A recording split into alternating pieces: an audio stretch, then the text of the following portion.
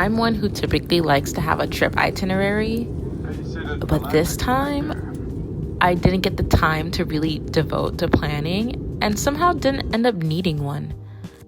LA had so much to do, and we got lucky with the events that were going on. To save time and money, we rented a car because LA wasn't our final stop. We were actually heading to Anaheim for WonderCon. Uber-wise, it was cheaper to rent a car, and I'm so glad that we did. It also made it much easier to do our own self-tours.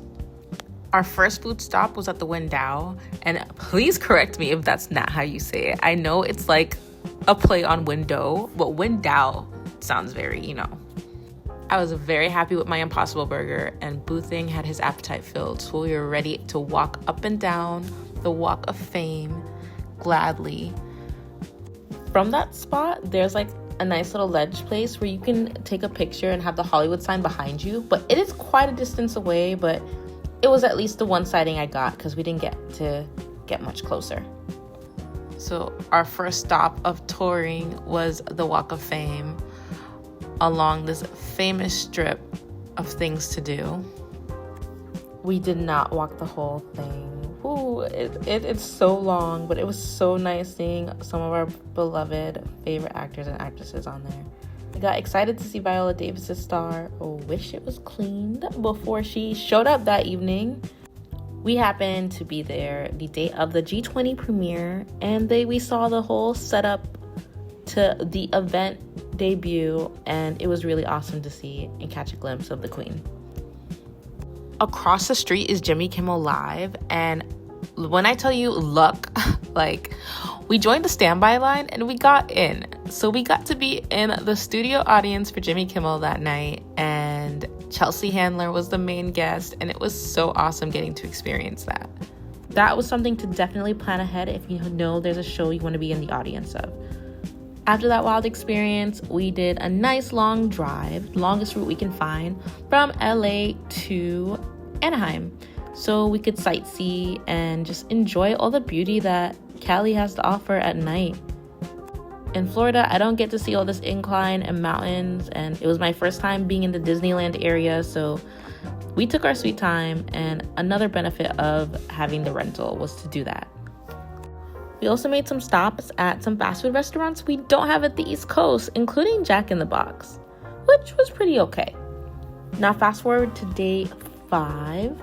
After all the WonderCon fun, we drove back from Anaheim to LA with a mission to do more sightseeing, but this time on an organized tour.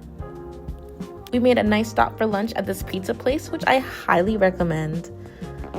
It really filled my appetite, and I had leftovers before our flight that evening, so that was great.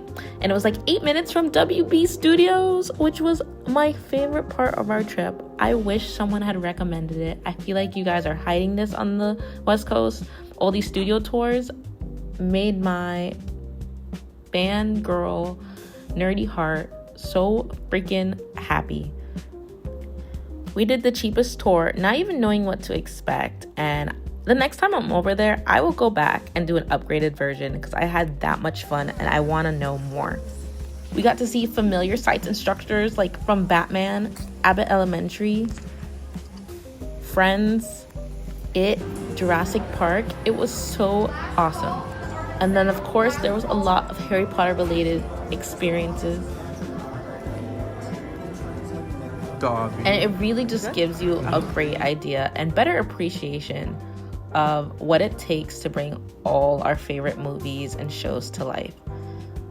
From just like things like green screens and the soundboards and the costume design. Oh my gosh, I felt like I was in a DC museum. Like, the cosplayer in me truly enjoyed that there were the costumes of Captain Cold, Joker, Penguin.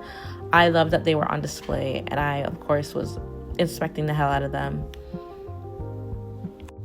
All the DC eras were my favorite part, and I'm not showing you guys so much because generally I highly suggest going and experiencing it yourself. There are a lot of interactive things to do related to Harry Potter, which were really fun. also highly recommend reading.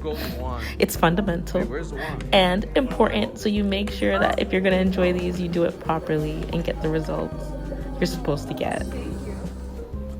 There were no celebrity sightseeings on this tour, but it is possible, depending on when you go and what's in production. But overall, I didn't even need a celebrity sight. Like, I had generally so much fun seeing behind the scenes and the work that's put into making these come to life. And after the tour, there's an awesome merch shop. So after WB Studios, decided to head to Beverly Hills and once again give ourselves a little tour to see the hillside and some of the famous houses around. And at that point, it was, I think, a few hours before our flight. So we didn't do too much, and the sun was going down.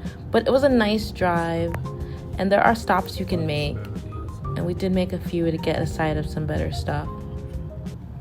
I really had such a great time, and I can't wait to go back to LA. I really enjoyed it. The destination is on your right, Beverly Hills sign.